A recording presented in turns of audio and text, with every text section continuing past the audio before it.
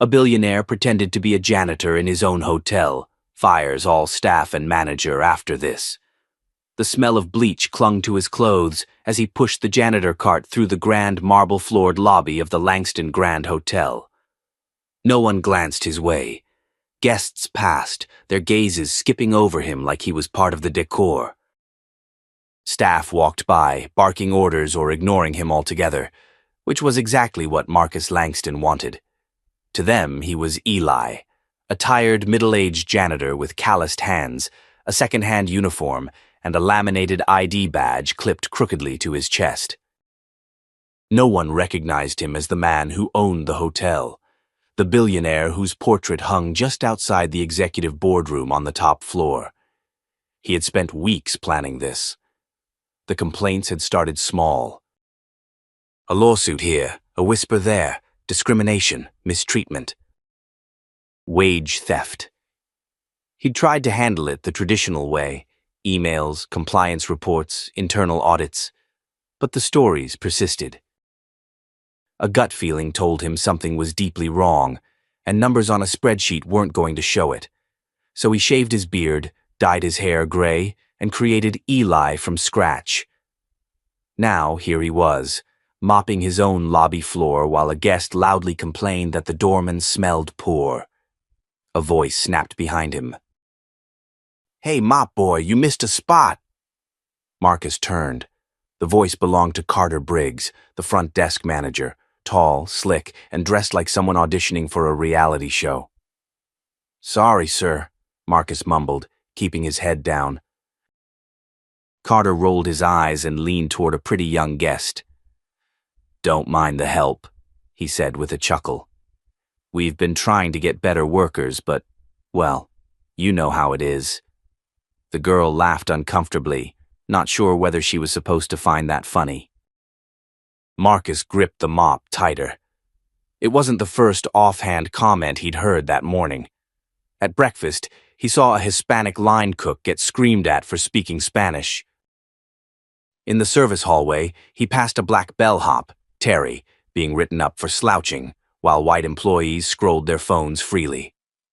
A pregnant housekeeper told him she was denied a break because her attitude needed adjusting. All before 10 a.m. When he reached the staff break room, it was nearly empty except for Nancy, the head housekeeper, who sat with her feet propped up on a chair, sipping an iced latte like she owned the place. She squinted at him. "You're the new one, huh?" "Eli?" "Yes, ma'am." "Well, I don't care how many hotels you worked at before. You clean on your break too, or you'll find yourself out quicker than you came in." Marcus gave her a nod, biting his tongue. She had no clue she was threatening the man who signed her paycheck. By noon, the abuse escalated. Marcus was ordered to unclog a flooded guest bathroom without gloves. When he politely asked for proper gear, Nancy accused him of having an attitude and threatened to dock his hours.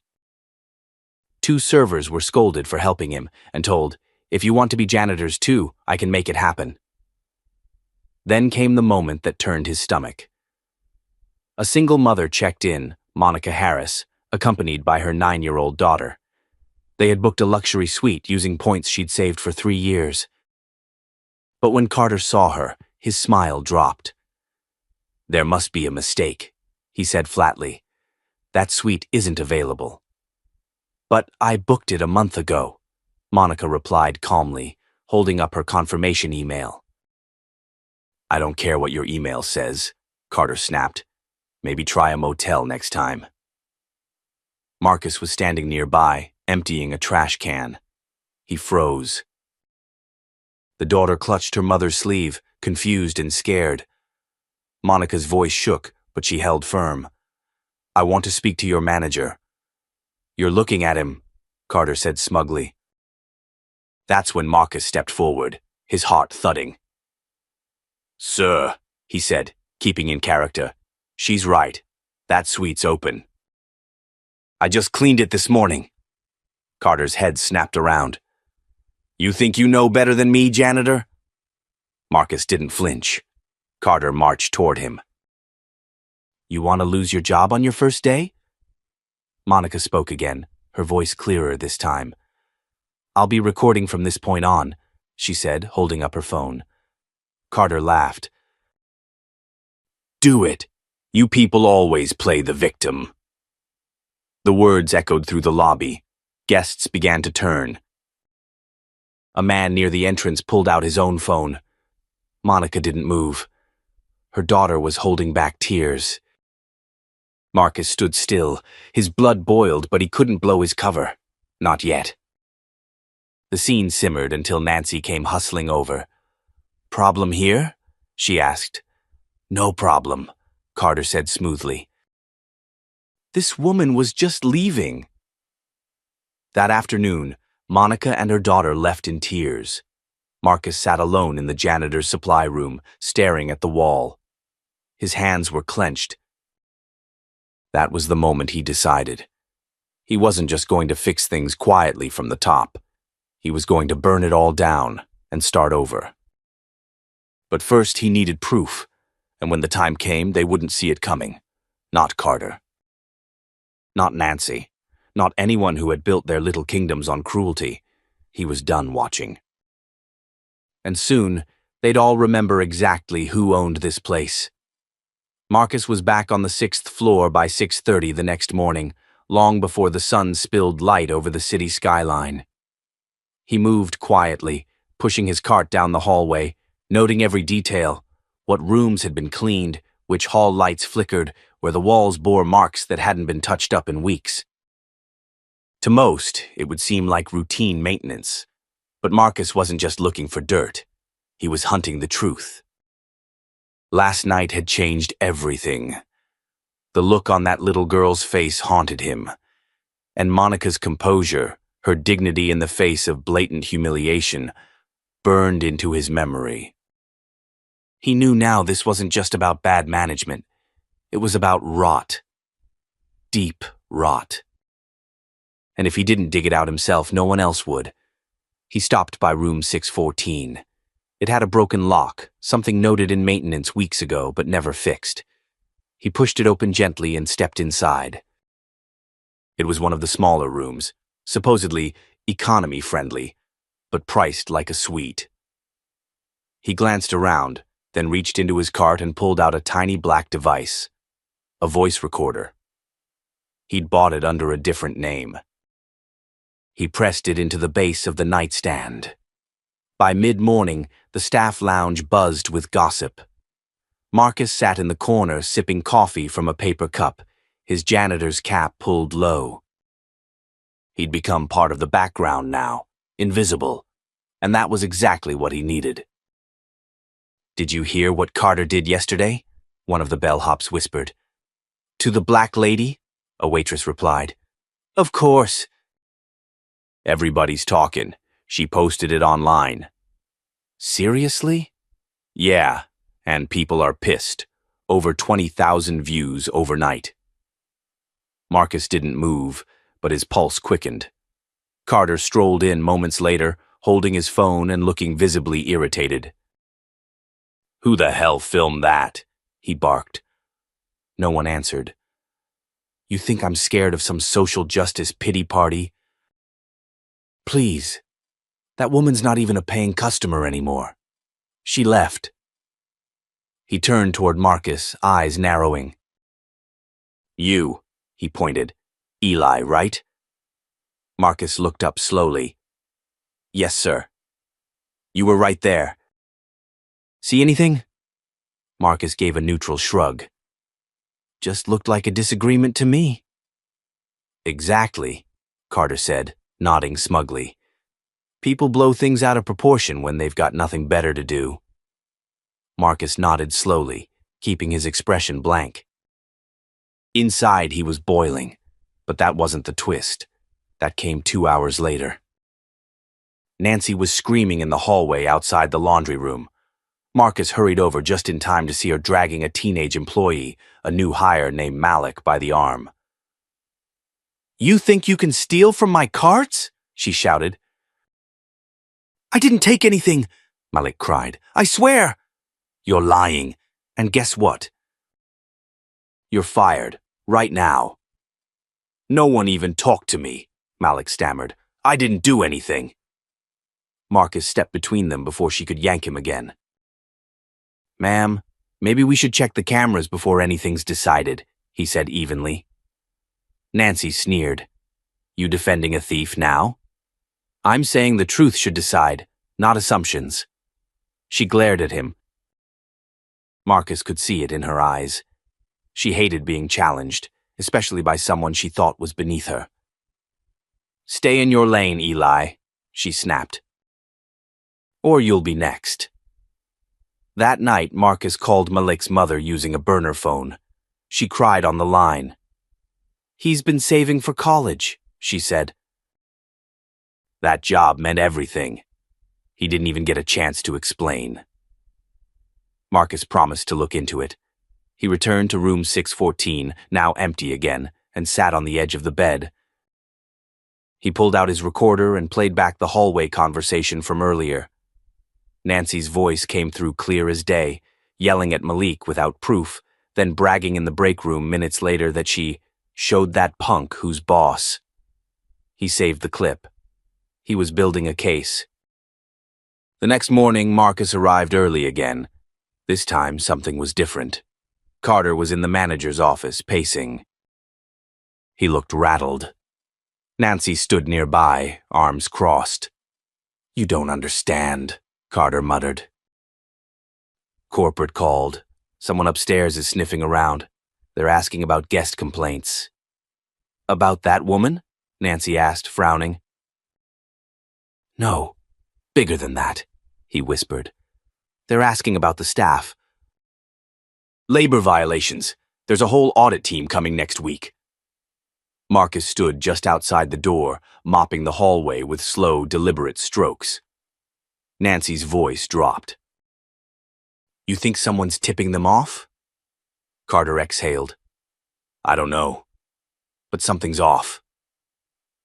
That was the first time Marcus saw fear in Carter's eyes. It wouldn't be the last. He returned to the break room, where Terry, the black bellhop, was sitting alone. Marcus sat across from him. You okay, man? He asked. Terry looked up. You ever feel like you're just waiting for something to crack? Every day. I got written up again this morning. You know why? Because my shoes weren't polished enough. Meanwhile, Brian's wearing sneakers with holes. They want you to snap, Marcus said softly, so they can say you were the problem all along. Terry looked at him, surprised. You're not like the others. You actually see things. Marcus gave a small nod. Why are you here anyway? Terry asked. This place eats people. Marcus looked down at his hands. Let's just say I have a reason. And he did. He'd spent years building an empire from scratch, and now he was watching it rot from the inside. He could have fired them all with a single call, but that wasn't enough. They needed to feel it. They needed to understand. Because if he didn't, people like Monica, Malik, and Terry would keep being crushed under a system that pretended not to see them. And he wasn't going to let that happen. Not on his watch, not in his hotel. It was just after 7 a.m. when Marcus returned to the basement maintenance room and found a note taped to his locker. Scrawled in black Sharpie, it read, "Watch your back, Eli." He held it in his hand for a long moment, then slowly tore it up, letting the pieces fall into the trash. He didn't need confirmation that someone suspected him. But the timing was off. He hadn't revealed anything yet. Someone was getting paranoid. And that meant he was getting close. He headed up to the front lobby, where a new face was behind the reception desk. A young woman, mid-20s, with box braids pulled into a neat bun and a sharp, observant gaze. Her name tag read, Danielle. She noticed him lingering. Need help with something? She asked, politely but cool. Just waiting to clean the manager's office. Marcus replied with a slight grin. You knew? Third day, she said. Transferred from the Baltimore property. You like it here so far? Danielle hesitated. Not sure yet. But I've been watching. Marcus tilted his head. Watching what? She leaned in just a touch. The way Carter talks to people. The way Nancy glares like she owns this place. How the black and brown staff are always doing twice the work with half the recognition. Let's just say, I didn't come here blind. Marcus smiled. Keep your eyes open and your head down. Don't worry, she said, tapping the desk lightly. I'm good at playing the long game. He liked her already. Back in the staff hallway, Carter was berating the housekeeping team. I want those linens folded tight enough to slice butter. Do you people even care what standards look like? Marcus watched as Carmen, one of the oldest employees, nearly dropped her stack of towels trying to keep pace. Carter turned to Marcus. And you, Eli, clean the storage closet by 10. That mess in there is embarrassing. Marcus nodded. Yes, sir. Carter's phone buzzed, and he stepped away, pacing toward his office. As Marcus moved past the hallway, he subtly slid a small camera behind a row of cleaning products in the supply room, another piece on the chessboard. By lunchtime, the entire hotel was buzzing again. The video of Carter humiliating Monica had made it to local news. The segment ended with a still of Monica and her daughter walking out of the hotel while Carter stood frozen at the desk. The anchor said the hotel declined to comment. Nancy stormed through the staff lounge. Who the hell leaked that video? The room went dead silent. You think this is funny? We're about to have corporate all over our backs because some angry black woman couldn't take a little pushback? Terry stood up slowly from his chair. You mean the angry black woman who asked for basic respect? Nancy glared at him. You're on thin ice. Marcus stepped in before it escalated. Cool it. Everyone's just doing their job. Stay in your place, Eli, she snapped. I am, Marcus said calmly. Just making sure no one gets thrown under the bus for telling the truth. Later that day, Marcus caught Carter in the employee parking lot, smoking a cigarette and muttering to himself. 2 more weeks, Carter whispered, barely noticing Marcus approaching. Just 2 more weeks until I get that promotion. Marcus raised an eyebrow. Promotion? Carter chuckled dryly. Yeah, if I survive this damn audit. They're sending the VP of Operations next Monday. I'm just praying none of this mess sticks. Marcus leaned against the brick wall. You ever wonder why it's so messy? Carter squinted. What's that supposed to mean? Maybe the mess isn't just in the rooms. Carter stared at him, trying to read something in his tone. You're full of little sayings, Eli. Maybe worry less about philosophy and more about scrubbing floors. Marcus pushed off the wall and nodded. Whatever you say, boss. That night, Marcus reviewed the footage from the supply room. He fast-forwarded past hours of nothing until a frame caught his eye. Malik. Back in the storage room, picking up trash from the floor, at the exact time Nancy claimed he was stealing. She lied. And he had proof now. He also had footage of Carter slipping a hotel keycard to a woman who was not on payroll, along with a room number. It was grainy, but the implication was clear. He was building a web, and they were tangling themselves in it. The twist came when Marcus returned to his locker the next morning and found it open. Not just opened, ransacked. His extra uniform was shredded, his notebook with daily logs missing. But he noticed one thing still left behind, a photo of a young boy tucked under his cleaning spray. His son. No one should have had access to that. He looked up slowly. It wasn't just a warning now. They were watching him too. Danielle found him later in the elevator. They broke into your locker, didn't they? She asked quietly. He nodded. Looks like they're getting nervous. She looked at him, eyes narrowing. You're not just a janitor, are you? Marcus paused. Then finally he said, I'm here to clean house. Just not in the way they think. Danielle didn't flinch. Instead, she whispered, Then let me know how I can help. For the first time in weeks, Marcus felt a sliver of trust. But trust was a dangerous currency in a place like this. And the stakes were only getting higher. The morning air hung heavy in the hallways, the scent of bleach and burnt coffee lingering as the staff moved quietly through their routines. But something had shifted. Attention ran through the building like exposed wiring. Whispers, side glances, small silences before greetings. Marcus could feel it. He had become a threat. The general manager, Carter, held a staff meeting in the main lounge, an unusual move for a Tuesday. I don't want to see any more of our dirty laundry aired to the public, he said sharply, eyes scanning the room as if daring someone to speak. This is a private business, and privacy matters. You see something, you report it to management, not to your phone cameras. Not to TikTok.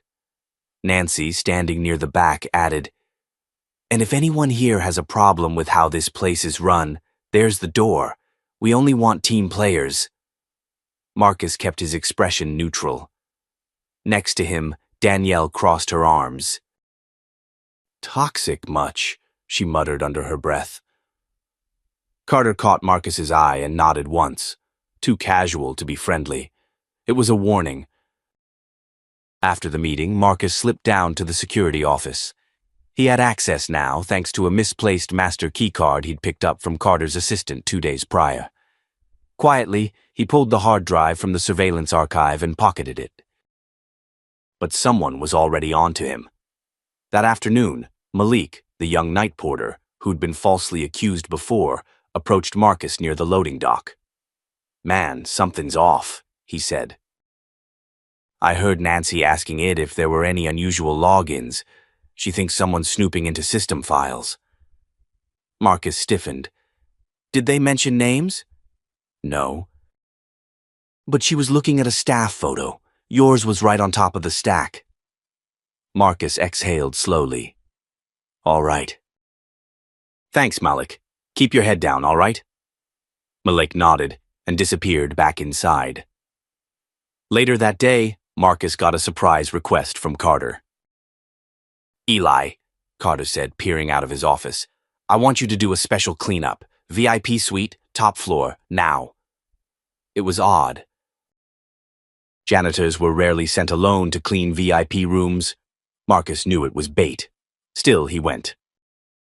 The elevator ride up was silent, each floor ding pulling him deeper into whatever trap was waiting. When the doors opened, he stepped into the long, plush hallway, room 1802. He knocked once, then used his keycard. Inside, it was pristine. No trash, no linens out of place. But on the desk, a single envelope. He opened it. Inside was a photo of him, taken in the basement near the service entrance. Someone had been following him. The message on the back read, We know who you are. He looked up, and Carter was standing in the doorway. Lose something, Eli? Carter asked. Marcus held the photo loosely, hiding his reaction. You sent me here for this? Carter stepped inside, closing the door behind him. You've been acting different lately. Smarter. Like you know something. Maybe I just care more than you expect. Carter smiled, but there was no humor in it. Let me make something clear, he said. This hotel runs because I keep it running. If anyone threatens that, they disappear. Understand? Marcus met his gaze evenly. Are you threatening me? I'm giving you a choice. Stay in your lane, or get steamrolled. Marcus left without a word. He returned to the janitor's closet and pulled out the hard drive he'd taken earlier, plugged it into an old laptop Danielle had helped set up with clean software. He scrubbed through footage, time-stamped and grainy, until he froze on one clip. Carter. In his office. Accepting a thick white envelope from a man in a dark suit. Money? A bribe? No. Marcus zoomed in, enhancing the still image. The envelope bore the logo of Prescott Developers, the same firm currently fighting to buy the hotel's land from its holding company. The same firm Carter had sworn he wasn't talking to, so Carter was secretly negotiating a buyout, which meant he wasn't planning to stay here much longer. Marcus sat back, breath shallow. Everything was moving faster than expected. Danielle entered quietly. You okay? No, but I just found our silver bullet. She looked at the screen. You planning to go to corporate? Marcus shook his head. No, not yet. This runs deeper than Carter. We need to know who else is in on it. Danielle nodded slowly. You think Nancy knows? I think Nancy's orchestrating it. A new voice joined them. You're right. It was Monica. The woman Carter had humiliated days ago. She held a flash drive in her hand. I came back, she said, because I have something you need. I used to work corporate compliance before I took time off for my daughter. I pulled some data before they wiped my employee profile. Marcus stared. You kept that? Monica nodded. I knew Carter was dirty. I just didn't know how bad. She handed him the drive. It's got emails, meeting logs, payouts, and a few names you won't like. He took it carefully. Why help me? She looked him dead in the eye. Because you're not really a janitor, are you? Silence. Then, finally, Marcus said, No, I'm not. Danielle looked between them, tension in her throat. So, what are you? Marcus looked at both of them, and for the first time, the weight in his voice matched the fire in his eyes. I'm the man they never expected to fight back. The hotel lobby glowed in warm amber tones that evening, masking the quiet chaos brewing beneath its polished surface. Guests laughed over cocktails, unaware that the very foundation of the hotel's leadership was beginning to crack. Upstairs in the janitor's closet-turned-war room, Marcus sat with Monica and Danielle, the room lit only by the laptop screen. The files on Monica's flash drive confirmed everything, and more. Emails between Carter and Prescott Developers, meeting logs that included Nancy's initials, private messages between Nancy and someone labeled Board Exec 22, discussing moving up the timeline. They're planning to finalize the deal next week, Monica said. If they pull it off, the hotel will be sold to Prescott, and every employee will either be fired or replaced. No severance. No notice. Marcus leaned back, his jaw tight. They're gutting the place and cashing out, probably pocketing millions. Danielle clenched her fists. How do we stop them? Marcus looked at the ceiling, his thoughts racing. We need leverage, something that will not only stop the sale, but expose them publicly. Force corporate's hand. Monica hesitated. There's something else. I didn't tell you before. Marcus turned to her. What? She pulled up an audio file. Nancy's voice crackled through the speaker, unmistakable. I don't care if Malik didn't steal anything. We needed someone to take the fall, and he was the easiest target. The silence afterward was thunderous. Danielle covered her mouth, eyes wide. Marcus closed the laptop slowly. She ruined that kid's life, for a cover-up. He stood up, heart pounding. This changes everything. We're not just stopping a buyout, we're taking down a system. But as they began forming a plan, something outside the closet shifted. A footstep, too deliberate. Monica instinctively pulled the door shut and killed the light. 3 shadows passed just beyond the door, security staff. One of them paused, hand on the doorknob, then moved on. They waited in silence for minutes before Monica whispered, "They know we're getting close." Marcus nodded. "Then it's time I stop pretending." The next morning, the staff arrived to find the hotel buzzing. Rumors were spreading fast. Nancy had suspended Malik again, claiming he violated employee conduct after speaking with press, though no such interview ever took place. Danielle stormed into the manager's office to confront her, only to be escorted out by 2 security guards. Nancy turned to Carter, visibly rattled. "That janitor Eli, he's not who he says he is." "You think he's corporate?"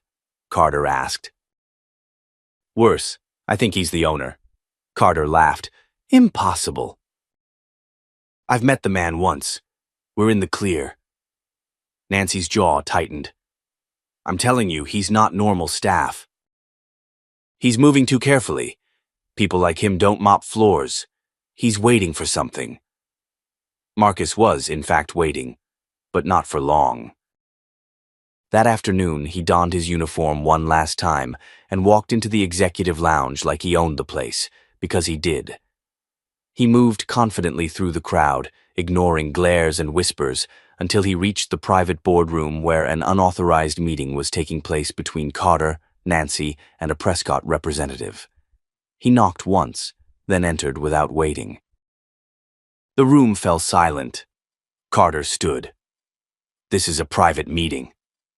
Marcus locked eyes with him. "Not anymore." Nancy stood, furious. "How dare you!"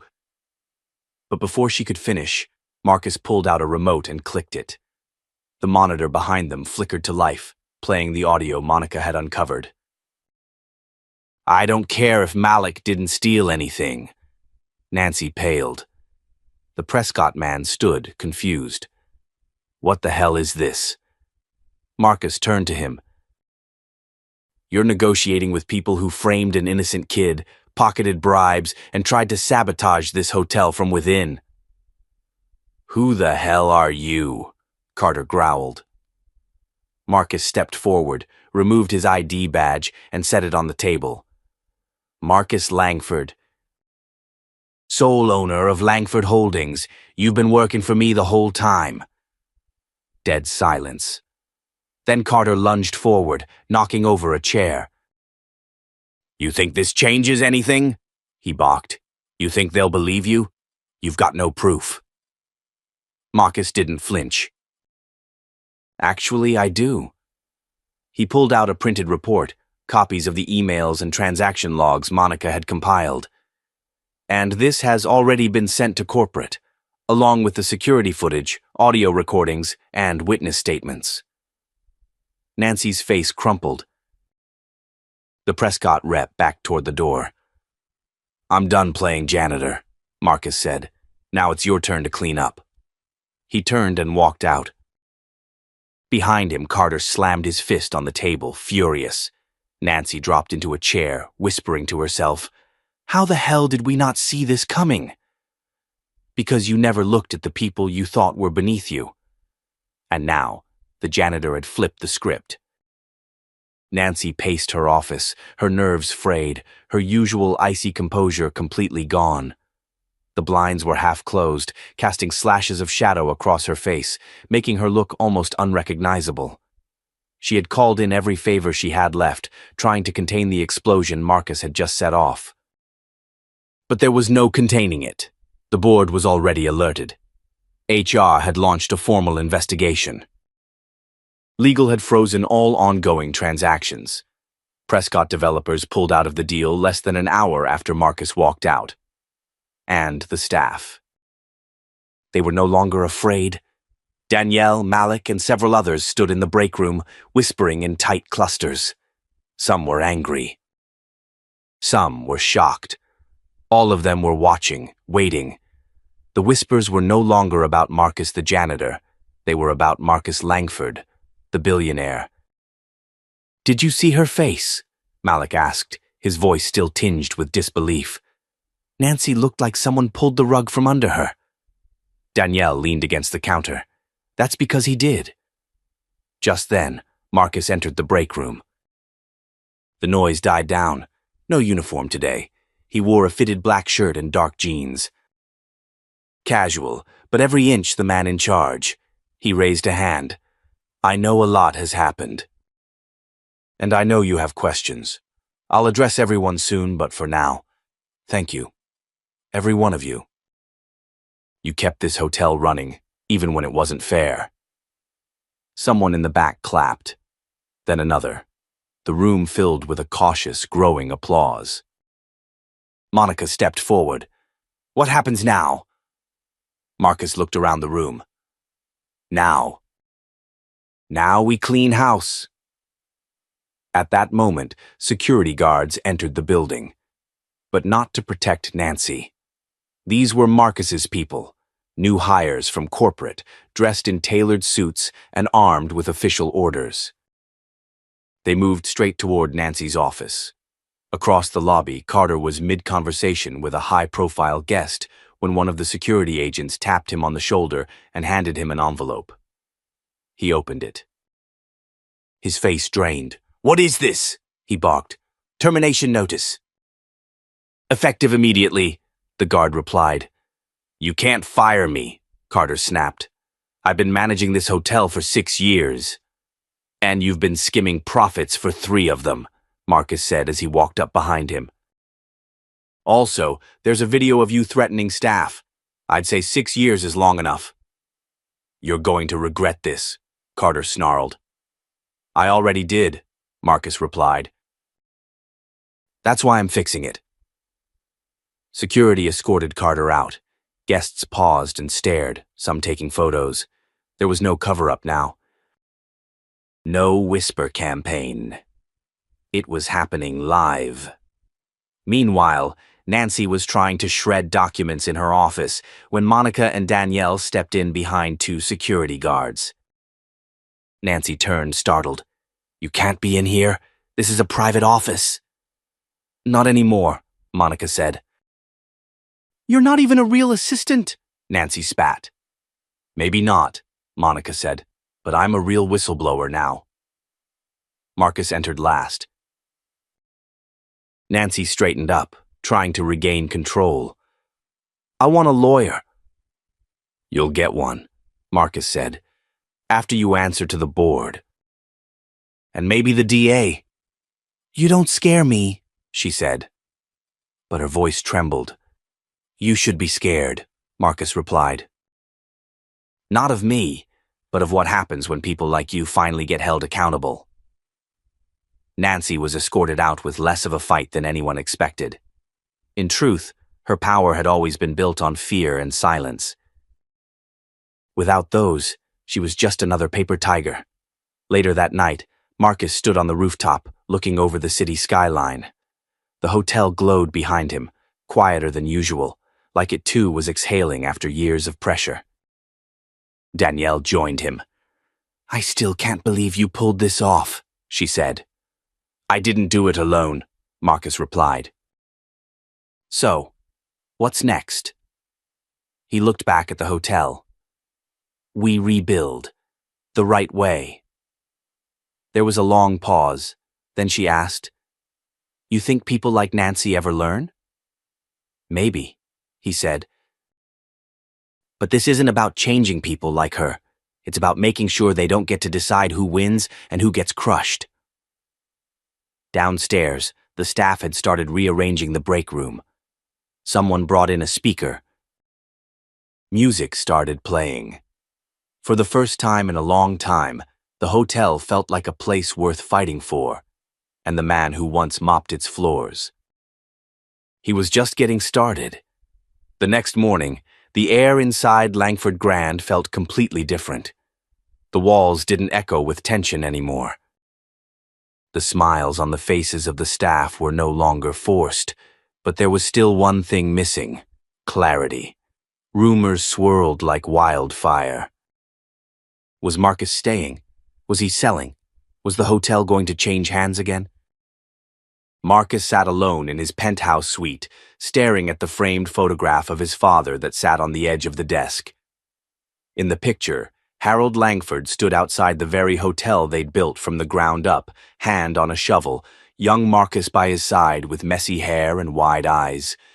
He whispered under his breath, "We're almost there, Dad." A knock at the door pulled him from his thoughts. It was Danielle. "They're waiting downstairs," she said softly. Marcus nodded and followed her to the lobby where the entire staff had gathered. Every bellhop, cleaner, valet, front desk rep, all looking up at him. He stepped forward. "I know this week has been chaotic. I've watched people show more strength than some leaders I've met in boardrooms. You've been honest when it was hard, loyal when it wasn't rewarded, and resilient beyond reason. You deserve more. So here's what's going to happen next." The room went quiet. "I'm not selling this hotel. I'm staying. But I'm not running it the way it used to be. I'm promoting from within. Effective today, Malik will take over as assistant manager. Monica will lead guest services, and Danielle—" He paused, locking eyes with her. "You're now director of operations." Gasps and claps erupted, especially from Danielle, who looked like she might fall over. "Wait, what?" she whispered. "You've kept this place from falling apart. You knew how to lead even when no one gave you the title," he said. The applause built slowly but turned into a full ovation. Some cried. Others laughed in disbelief. It was a moment few of them had ever imagined.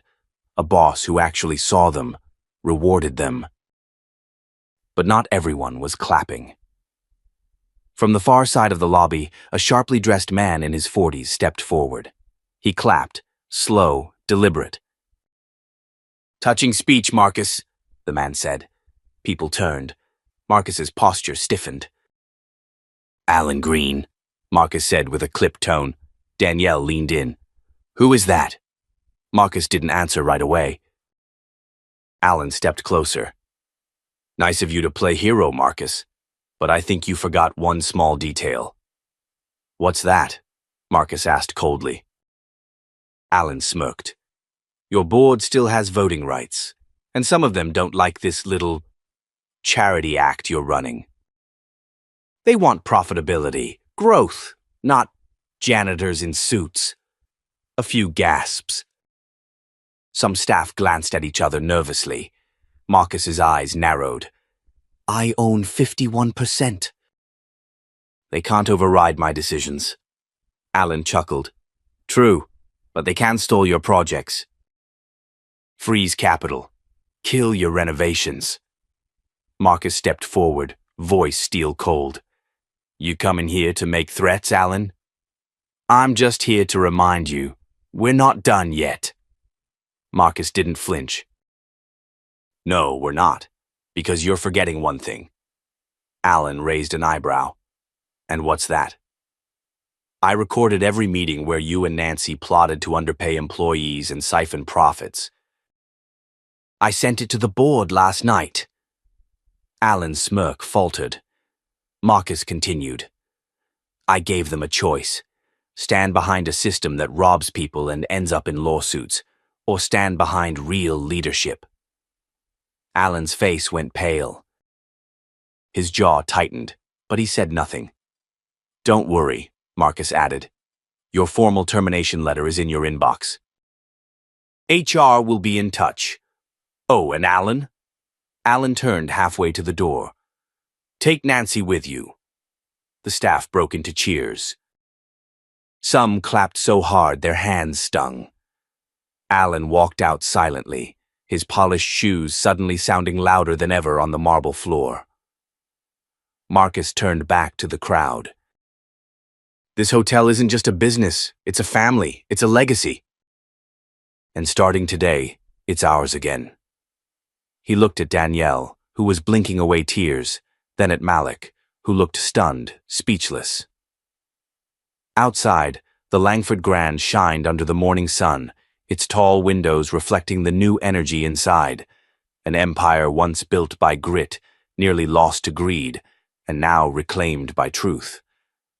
And Marcus Langford had no intention of giving it up again. A week had passed since Alan and Nancy were ousted, but the ripple effect still hadn't settled. Media outlets had picked up the story. Billionaire pretends to be janitor, fires entire management team, was plastered across headlines. TikToks, tweets, podcast debates. Everyone had a take. Some praised Marcus Langford as a genius. Others questioned how such toxicity went unnoticed for so long. But the people who mattered most, the hotel's staff, knew the truth. Inside the Langford Grand, the transformation was already visible. The energy in the lobby was warm and electric. Uniforms were updated, shifts were fairly assigned, employees had a voice. Danielle oversaw the daily operations like she'd been doing it her whole life. Malik had stopped doubting himself and stepped into leadership naturally. Guests who once checked in out of obligation were now extending stays just to be part of the change. Upstairs, Marcus sat in the same corner suite where his father once made every major decision about the hotel. He stared out the window, watching the city buzz below. But his thoughts were interrupted by a knock. Danielle stepped in with a smirk. "You're missing the staff celebration." Marcus chuckled. "I figured I'd let the real team take the spotlight." She crossed her arms. "You're still part of this family, you know." "I know," he said, "but it was never about me." Danielle sat across from him. "You could have fired them all quietly. You could have bought a new hotel, hired new people. Why go through all of this?" Marcus looked her straight in the eye. "Because when I stood in that utility closet, scrubbing floors and listening to how they spoke to you, to everyone, I realized something. You don't fix a broken system by walking away. You fix it by showing up, getting your hands dirty, and forcing it to face itself." Danielle's expression softened. "They made people feel small, invisible. Like they were replaceable. I wanted them to know what it feels like when the people they underestimate have power." A long pause stretched between them. She smiled. "You really are your father's son." He laughed. "Yeah, well, he'd probably tell me I took too long." They stood and walked down together to the ballroom, now filled with balloons, music, and laughter. Employees danced, took selfies, and enjoyed food catered by the hotel's own kitchen, finally respected for its talent. Marcus took the mic one last time. "I came here thinking I needed to save this hotel, but really you all saved me. You reminded me what leadership is supposed to look like. It's not corner offices and big titles. It's showing up. Listening, standing up for each other, even when it's hard." He let his eyes scan the crowd. "To everyone here who was ever overlooked, underpaid, or made to feel less, this place is yours now too." The applause was deafening. But somewhere at the back of the room, a young bellhop named Rico stood quietly, watching. He'd joined the hotel only a month before Marcus went undercover. He was the one who had once covered for Marcus's shift without asking for anything in return. Now he leaned in and whispered to a colleague, "I'm gonna run this place one day." And just like that, the legacy began again. Outside, a small plaque had been placed by the fountain at the hotel entrance. It read, "Built on honesty. Reclaimed through justice." Marcus stood beside it with Danielle, the two of them watching as guests streamed in and out, unaware of the revolution that had taken place within these walls. Some stories begin with money, others begin with power. But this one began with a mop, a lie, and the courage to stand up when everyone else looked away. And if this story moved you, if it made you think about how we treat each other, especially those we overlook every day, Then don't forget to support our channel. Subscribe, share this story, and let's keep uncovering the power in the people no one expects. Because sometimes, the janitor isn't just cleaning the mess. He's here to clean house.